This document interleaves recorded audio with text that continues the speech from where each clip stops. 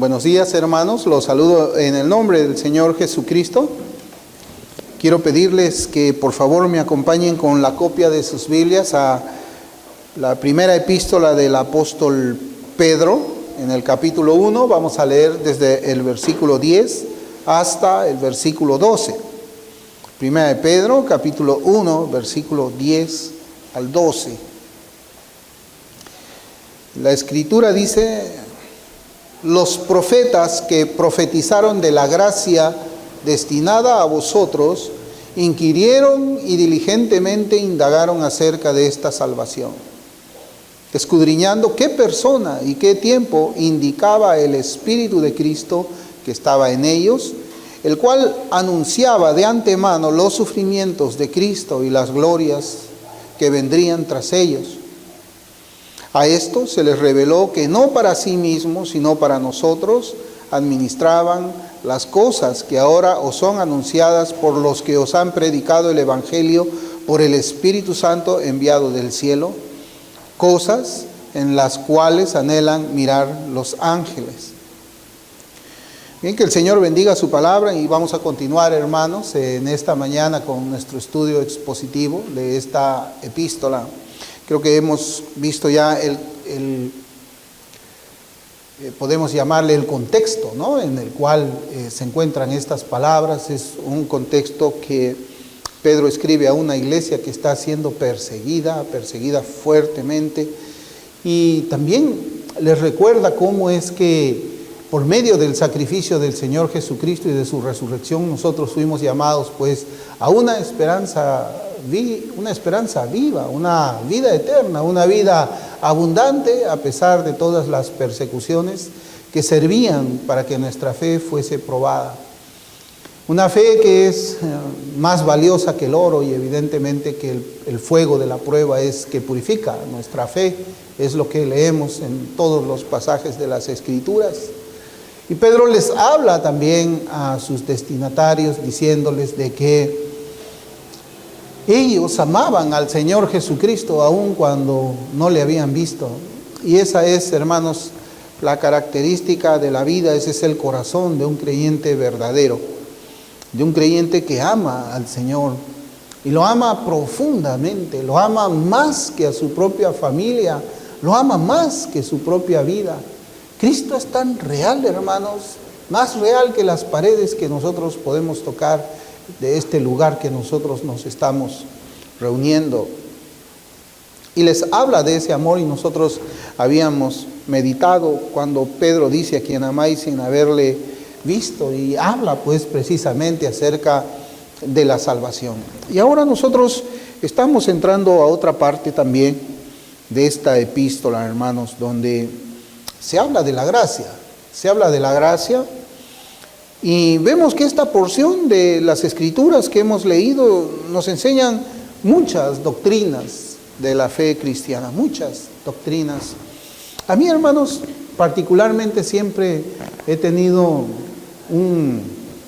una inclinación de mi corazón a mirar las doctrinas, a ver las doctrinas. Es parte de la elaboración de un sermón, estar mirando la doctrina.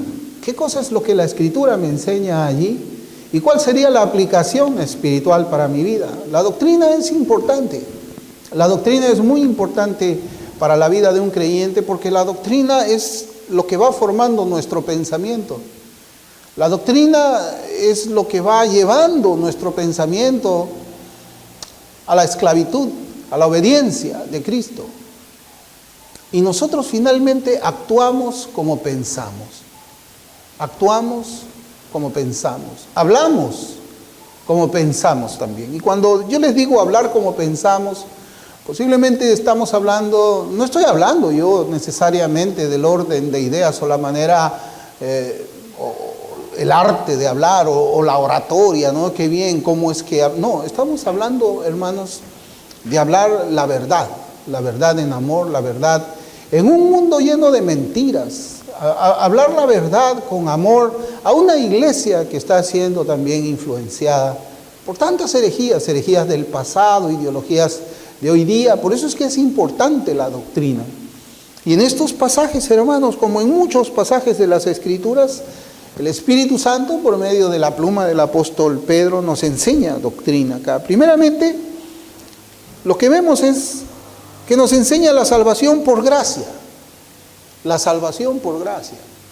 Y la salvación por gracia, hermanos, no es el plan B de Dios.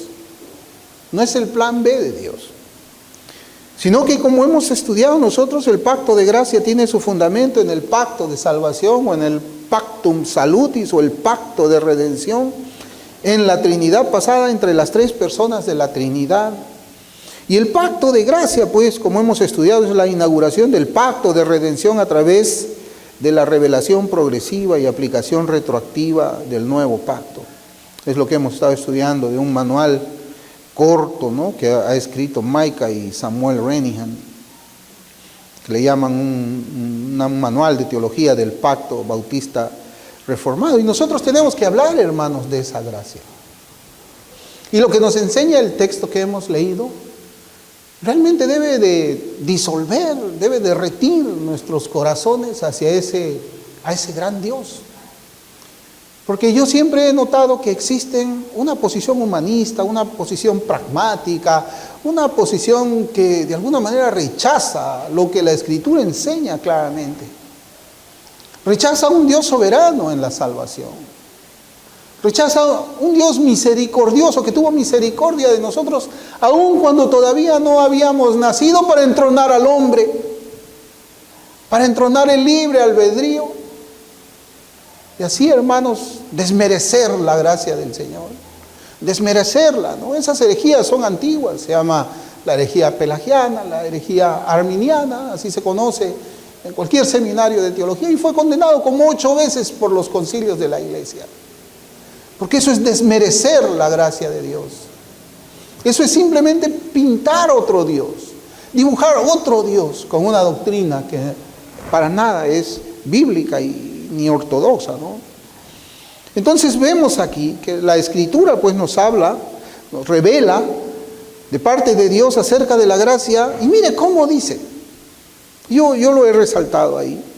El versículo 10 dice: los profetas que profetizaron de la gracia destinada a vosotros.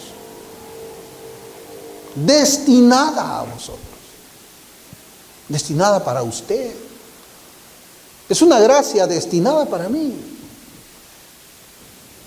No nace esto de un acomodo divino. No, la gracia en el tiempo pasado ya tenía un destinatario ya. Por eso es que yo les digo, esta gracia no es el acomodo, no es que Dios, sin saber lo que iba a pasar, creó los cielos, la tierra, puso a Adán. Y de repente Adán desobedeció al Señor. Comió del fruto que no tenía que comer, junto con su esposa. Y que Dios haya dicho, ¿y ahora qué hago? Esta desobediencia de Adán me toma por sorpresa. ¿Qué hago? ¿Qué hago, Hijo? ¿Qué hago, Espíritu Santo? ¿Qué hacemos como Trinidad? Algunos enseñan de esa manera. Y que Dios tuvo que hacerse un plan B. Y de ahí comenzar a pensar, bueno, ha caído el hombre, necesitamos hacer algo. Vamos a crear una gracia. Cristo, ahora vas a tener que ir a la cruz. Tenemos que hacer un plan de contingencia. Esto no lo teníamos nosotros previsto. No, Dios no es así. Dios no necesitaba hacer un acomodo divino a todas estas cosas. Esa gracia estaba destinada, y eso es bueno resaltar, porque tenemos que decir eso. Esa gracia estaba destinada para mí, así tiene que decirlo usted. Estaba destinada para mí, desde antes de la fundación del mundo. Desde antes de la fundación del mundo. Y como hemos estudiado, pues las Escrituras enseñan que Dios tiene y solamente un pueblo. Solamente un pueblo. Que es el mismo por quienes el Señor sufrió la cruz del Calvario, como dice nuestro texto. Esa gracia estaba destinada para ti. No estaba destinada para el mundo. No estaba destinada para el mundo. Estaba destinada para usted. Y estaba destinada para mí. Es evidente que cuando la Escritura nos habla de la gracia destinada a vosotros, la aplicación directa que el Espíritu Santo hace es hacia los oyentes de la carta que nosotros estamos estudiando. Es decir, la gracia estaba destinada a ciertos individuos, a quienes las Escrituras lo llaman de esta manera, los escogidos. Esa gracia estaba destinada para los escogidos. Y Pedro habla de la elección aquí. En la salutación, él habla en el versículo 1 y 2, dice: Pedro, apóstol de Jesucristo, a los expatriados de la dispersión en el Ponto, Galacia, Capadocia, Asia y Bitinia, elegidos. O sea, él está escribiendo esta carta a los elegidos, y a los elegidos les dice: esta gracia estaba destinada para ustedes, elegidos.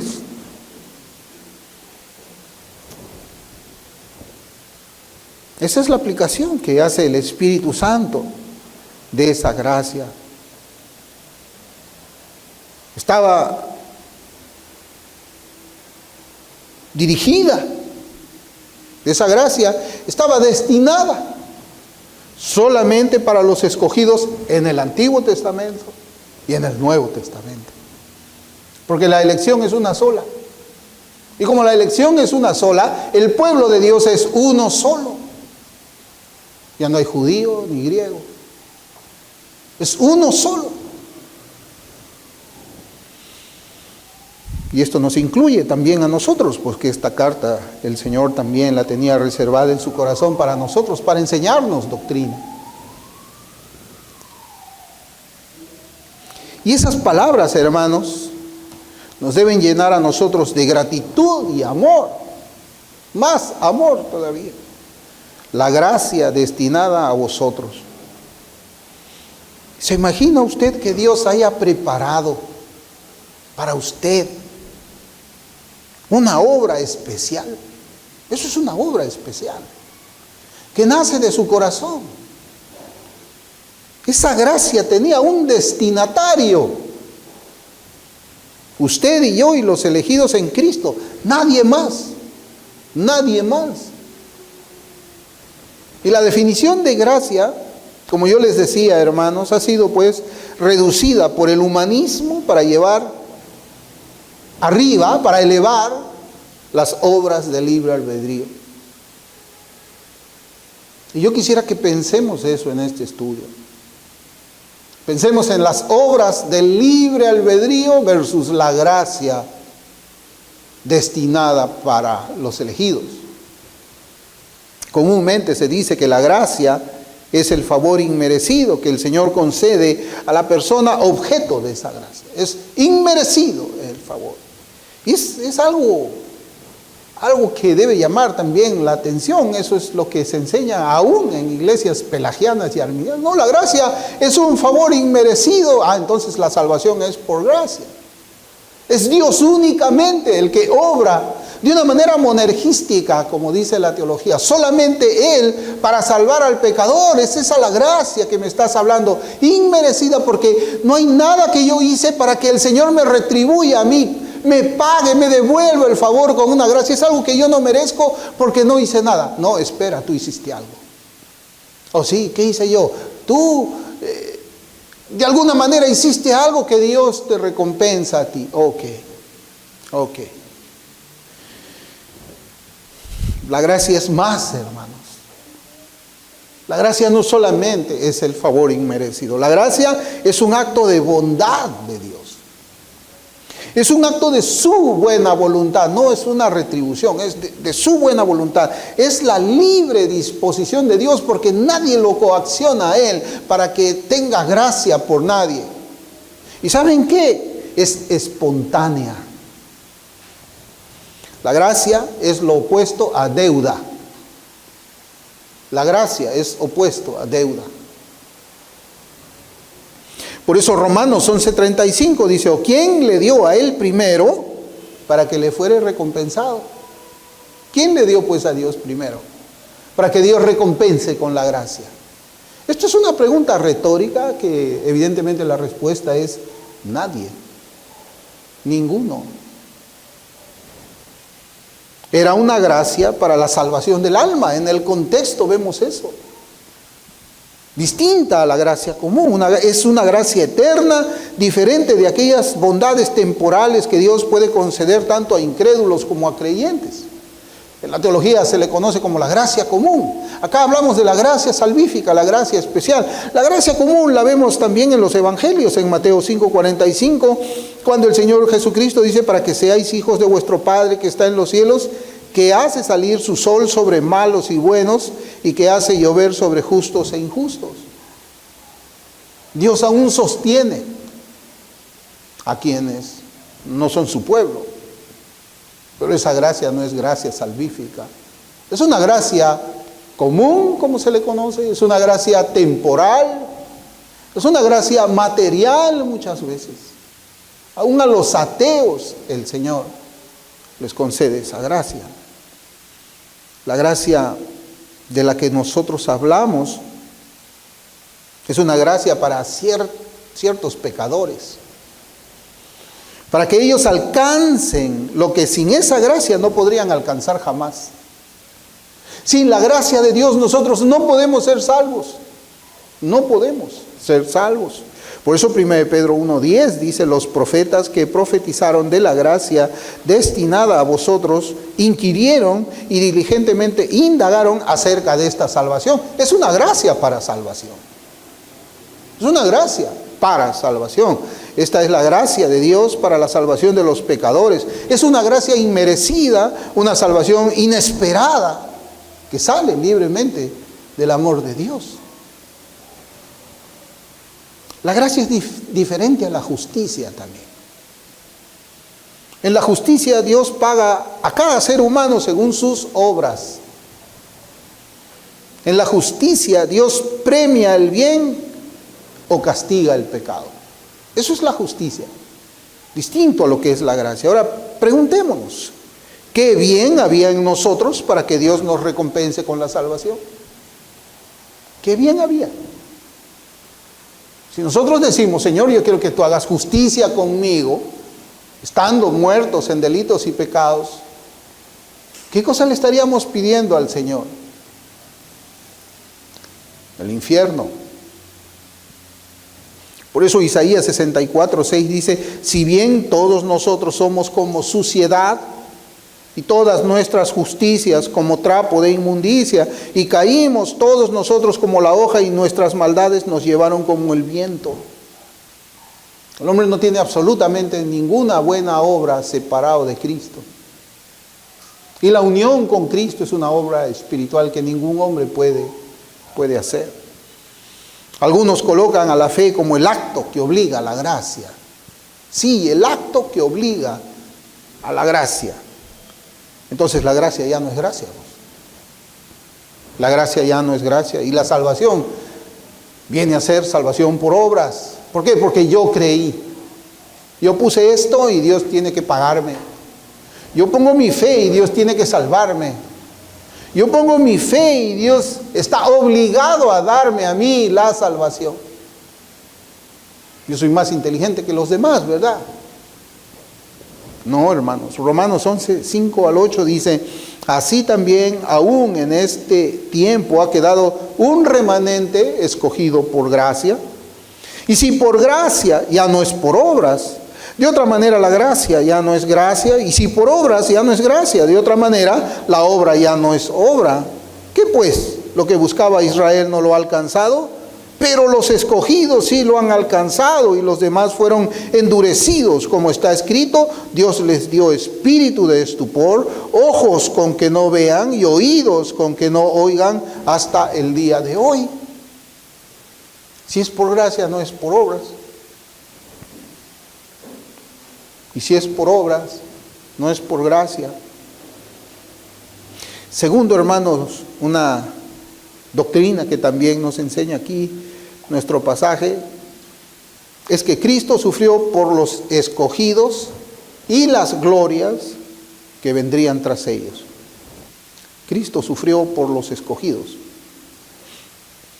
Los judíos rechazaron al Señor Jesucristo en su primera venida porque ellos esperaban un libertador militar, un libertador del yugo de Roma, un general fuerte que iba a establecer un reino terrenal aquí en la tierra.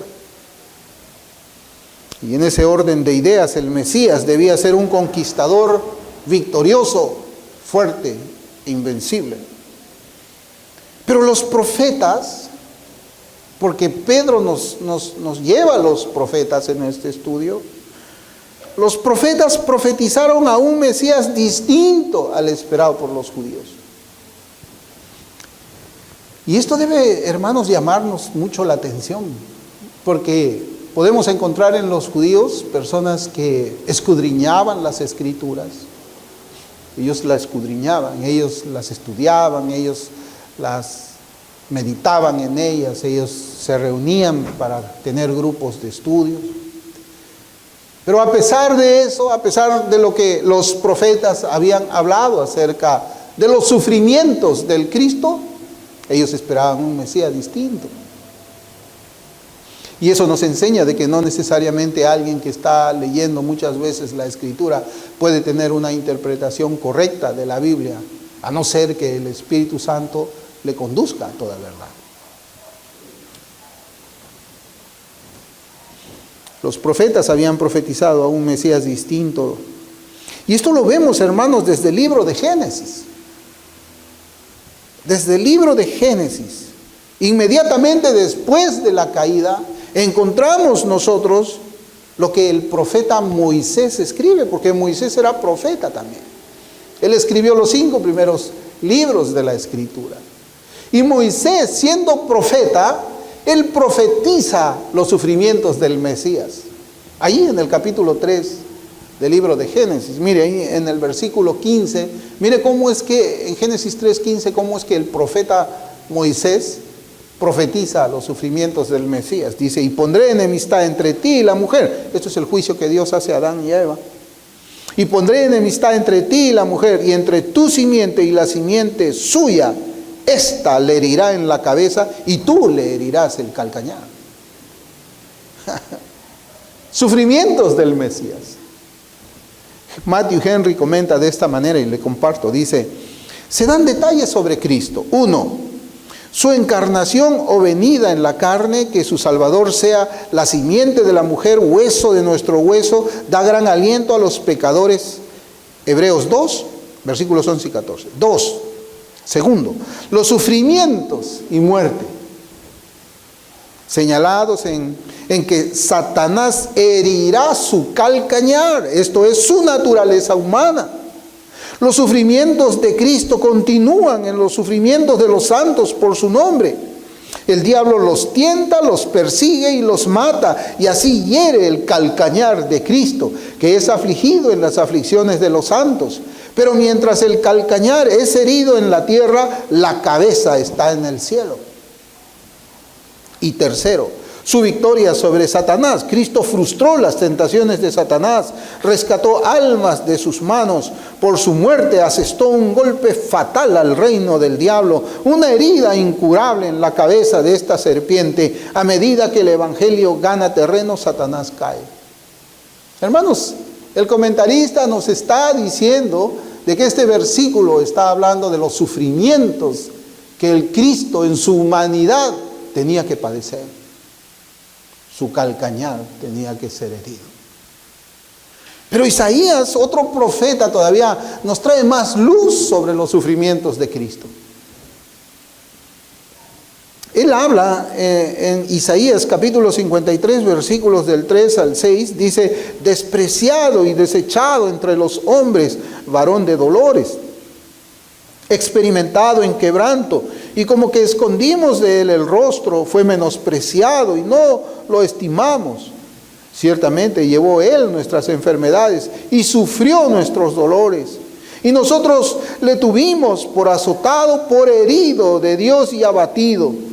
Mas él herido fue por nuestras rebeliones, molido por nuestros pecados. El castigo de nuestra paz fue sobre él y por su llaga fuimos nosotros curados. Todos nosotros nos descarriamos como ovejas, cada cual se apartó por su camino, mas Jehová cargó en él el pecado de todos nosotros. Y posiblemente, hermanos, Dios también puso en la mente de Pedro estos versículos para recordar a su audiencia que el Cristo era un Mesías que iba a sufrir el castigo de la cruz por aquellos que fueron predestinados desde antes de la fundación del mundo. Pedro lo recuerda para extirpar la idea humanista de un Mesías militar y para recordarnos las escrituras del Antiguo Testamento presentando al Cristo sufriente, recibiendo en su cuerpo el castigo que nosotros merecíamos por nuestros pecados. El castigo de nuestra paz fue sobre él y por su llaga fuimos nosotros curados. Pedro también escribe ahí en su carta, en el versículo 11, él dice: escudriñando qué persona y qué tiempo indicaba el Espíritu de Cristo que estaba en ellos, el cual anunciaba de antemano los sufrimientos de Cristo y las glorias que vendrían tras ellos. Esas glorias, hermanos, también fueron profetizadas por Isaías. Esas glorias estaban destinadas también en el amor eterno de Dios y que el Espíritu Santo que estaba en ellos, inspirándolos, las vieron.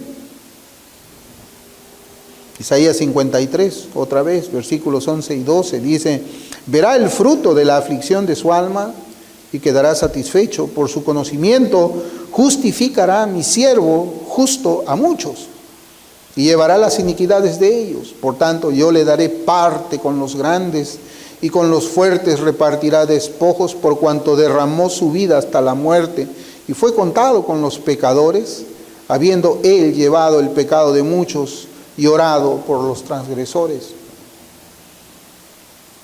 Hermanos, y aquí otra vez tenemos que nosotros preguntar algo: ¿dónde escudriñaban los profetas las circunstancias y el tiempo que ellos querían conocer? Porque verdaderamente nuestro pasaje dice qué persona y qué tiempo. Pero una interpretación del hebreo un poco más literal es las circunstancias y el tiempo. Las circunstancias y el tiempo. ¿Dónde es que ellos buscaban esas circunstancias? En las Escrituras. Los profetas, para conocer más acerca del Mesías, buscaban en las Escrituras. Por eso es que el Señor Jesús también da un mandamiento en Juan 5:39. Él dice: escudriñad las Escrituras, porque a vosotros os parece que en ellas tenéis la vida eterna, y ellas son las que dan testimonio de mí.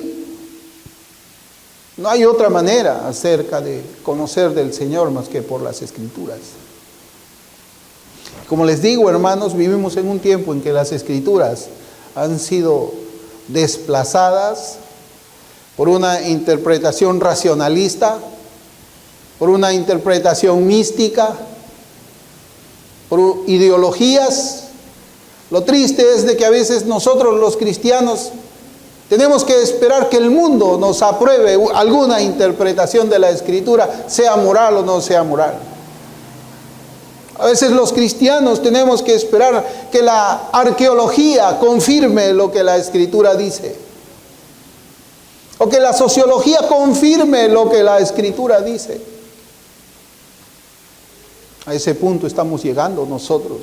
Por eso es que tenemos un cristianismo debilitado, un cristianismo que dice: esta es la palabra de Dios, pero puede contener errores. Y la única manera en que nosotros podemos estar seguros de que la Escritura dice la verdad, cuando confirmamos con la ciencia. Y generalmente se usa la falsa ciencia. Yo una vez estaba, hermanos, también, había sido cuestionado el relato de Moisés cuando hablaba acerca de lo que había ocurrido en el Mar Rojo con los ejércitos egipcios. Eso quizás había sido, hermanos, más o menos a unos pocos meses de mi conversión, cuando estaba yo leyendo esos textos y leí también un artículo que hablaba de esa manera. O no, lo vi en el Discovery Channel. Decían que ese relato no era un relato cierto porque Faraón nunca tuvo tal cantidad de caballos y caballerizas y un ejército tan grande.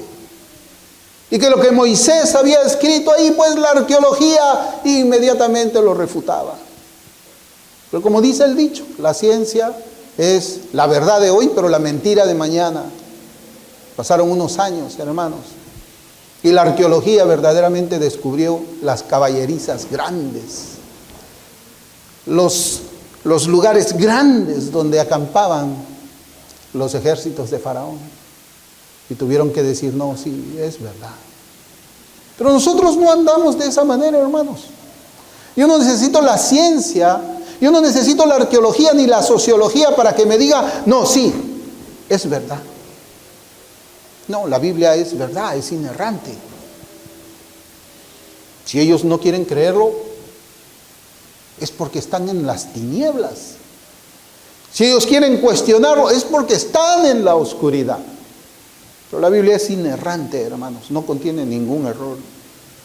Y el Señor por eso nos manda, escudriña la Escritura. Todos nosotros tenemos que hallarlo a través de la Biblia. Y de acuerdo al texto de Pedro, seguramente los profetas deben haber estado escudriñando las Escrituras y solamente a ellas para conocer los tiempos, las personas y todo lo que tenía que ver con esta maravillosa salvación. No podemos encontrarla afuera. No podemos encontrarlo en nuestro propio corazón. A ver qué es lo que me dice mi corazón de este texto. Absolutamente no, hermanos. Pero tristemente, pues en nuestros días muchos recurren al humanismo también, de Sartre.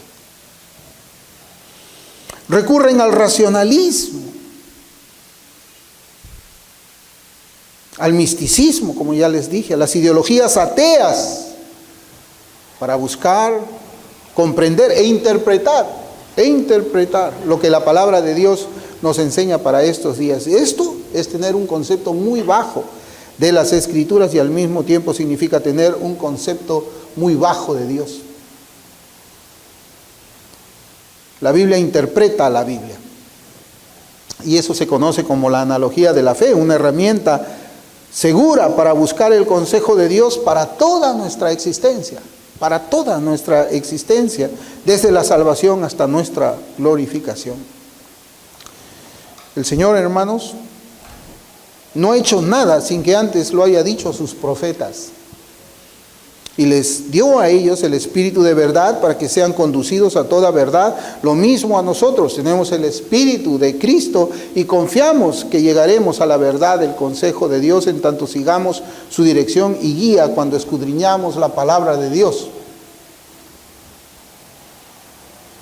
Otra de las cosas que vemos también en nuestro texto, ahí en 1 de Pedro, es que los profetas reconocieron rápidamente mucha de la revelación que el Señor les había dado, pero había también otras palabras las cuales ellos debían de buscar, no usando los medios carnales, sino los medios espirituales. Los medios espirituales. Los creyentes a quienes Pedro habló, ellos sabían, hermanos, que eran los recipientes de la gracia anunciada desde el principio de los tiempos. Pero también habían ciertas cosas que ellos no conocían, posiblemente, yo creo, el estado de sus almas después de la muerte, porque nosotros podemos encontrar, hermanos, a veces cuando leemos a los padres de la iglesia, así se le llama, padres de la iglesia, así se le llama en un seminario teológico. Cuando nosotros comenzamos a leer las teologías de ellos, podemos encontrar que no eran muy perfectas, no eran muy buenas, tenían discusiones entre ellos, no se ponían de acuerdo. Pero la historia también nos enseña el desarrollo teológico de las doctrinas.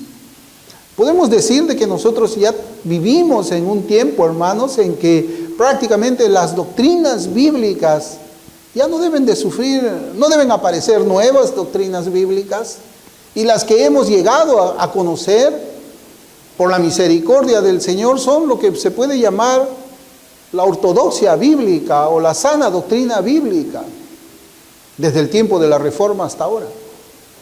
Por eso es que hay un axioma en teología que dice todo lo nuevo en teología es ¿qué? Es falso. No hay nada nuevo en teología. Es falso. Y posiblemente pues ellos tenían alguna dificultad para comprender ciertas doctrinas. Sin embargo, para ellos era suficiente saber que pertenecían al Señor. Habían creído en el mensaje de salvación. Confiaron sus vidas eternas al Cristo crucificado, y esa fe los llevó a dar sus vidas por quien ellos amaron sin haber visto, como habíamos visto nosotros. Era una fe fuerte, hermanos.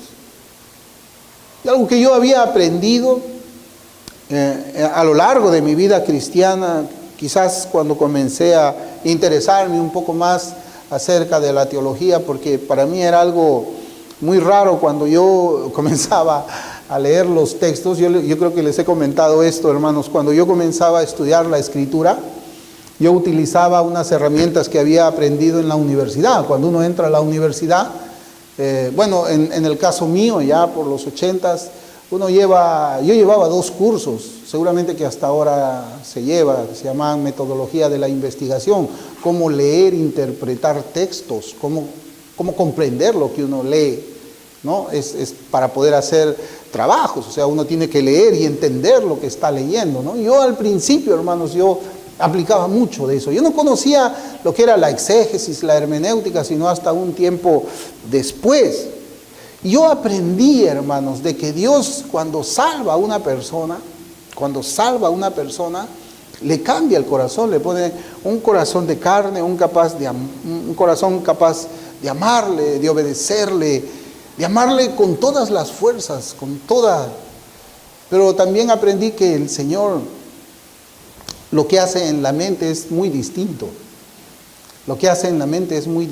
Yo pienso de que el estudio es necesario, como yo les digo, ¿no? El estudio de las doctrinas es necesario. Es necesario, más todavía cuando uno está en el ministerio. Cuando yo aprendí acerca de cómo preparar sermones, yo aprendí un poco más acerca de mi pastor. Mi pastor, pues, Armando Osorio Huerta, yo lo vi en cierta oportunidad orando frente a su Biblia. Él tenía dos estantes para sus libros. En uno estaba la Biblia y en otro estaba otro libro, ¿no? Y yo lo veía a él orando y yo le decía, ¿qué cosa es lo que está haciendo usted? Estoy preparando el sermón. Y yo miré, identifiqué la Biblia. Dije, bueno, ahí está la Biblia para el sermón. ¿Y qué cosa es este otro libro? Es un manual de teología. Me decía, también estoy leyendo aquí algunas partes. Y era muy distinto cuando años más tarde a mí me tocó encontrarme con una persona que me decía, bueno, para preparar un buen sermón tienes que estar arrodillado en tu cama y orar con la Biblia abierta. Yo decía, ¿y eso nada más hace usted? Sí, eso yo arrodillado hago mi sermón. Bueno, el pastor lo hacía sentado, yo lo hago sentado. Yo no leo la Biblia de rodillas, yo la leo sentado en un mueble, buscando la doctrina que nosotros tenemos en la Escritura. Y es algo que nosotros no deberíamos despreciar, el estudio de la teología bíblica y la teología sistemática. Yo creo de que nosotros, hermanos, estamos llamados a eso, a estudiar profundamente las doctrinas, porque ellos escudriñaban qué persona, qué tiempo, qué circunstancia. Y en estos tiempos necesitamos también escudriñar para aplicar a nuestros días, a nuestra realidad, las verdades de la Escritura, nuestra conducta, cómo hacer frente a los tiempos en que nosotros estamos viviendo, que son tiempos muy peculiares y que no se han repetido, no es la repetición de un suceso que ha ocurrido antes en la historia. Y lo que nosotros también vemos aquí, además de una invitación para escudriñar la Escritura, así como los profetas lo hacían, es de que ellos creyeron al Evangelio por la palabra que les fue predicada, pero no fue Cristo quien les predicó a ellos, sino por la palabra predicada por sus apóstoles. Pedro no fundó esa iglesia. Esa iglesia fue plantada por otra persona, por otras personas. Pero lo que ahora Pedro hace es regar con estas palabras inspiradas los corazones de sus oyentes para que sigan adelante en el camino de la fe, la verdad, la justicia, la rectitud, porque la recompensa para ellos era grande en los cielos, así como para todo aquel que ama al Señor. Ahí dice las glorias que vendrían tras esos sufrimientos del Mesías. Son las glorias que vendrán después de nuestros sufrimientos como cristianos aquí en la tierra. En Juan, capítulo 14, versículos del 1 al 4, la Escritura dice: no se turbe vuestro corazón. ¿Creéis en Dios? Creed también en mí. En la casa de mi Padre muchas moradas hay. Si así no fuera, yo os lo hubiera dicho. Voy pues a preparar lugar para vosotros. Y si me fuere y os preparare lugar, vendré otra vez y os tomaré a mí mismo. Mire cómo dice: para que donde yo estoy, vosotros también estéis. Y sabéis a dónde voy y sabéis el camino. Hermanos, ¿cuáles han sido esas glorias después de los padecimientos de Cristo? Bueno, Cristo ascendió a la gloria. Nosotros estaremos en ese mismo lugar de gloria después de nuestros sufrimientos aquí en la tierra. Y creemos esto de la misma manera como lo hicieron nuestros hermanos, quienes sufrieron mucho más que nosotros en aquella persecución en el primer siglo de la iglesia. Ellos tenían que ver morir a su familia por el nombre de Cristo. Son padecimientos muy fuertes, son cargas muy pesadas. Y las que nosotros tenemos en estos días no se comparan con esas cargas, hermanos. Bueno, a manera de resumen de nuestro estudio,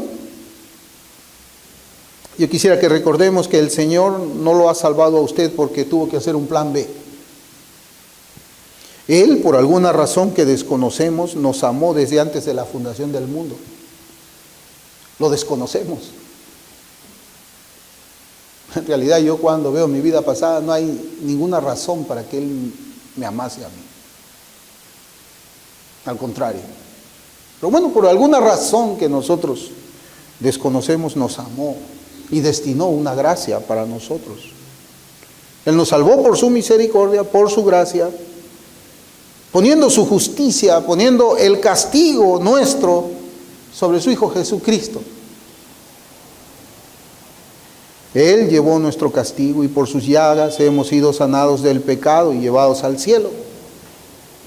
Y también recordar que la vida del creyente es una vida de sufrimientos aquí en la tierra, pero nuestra recompensa en la gloria con Cristo es nuestra esperanza firme. Yo creo que eso es lo que enseñan estos 3 versículos de una manera resumida. Y que meditemos, hermanos, un poco más en esto también. Vamos a orar.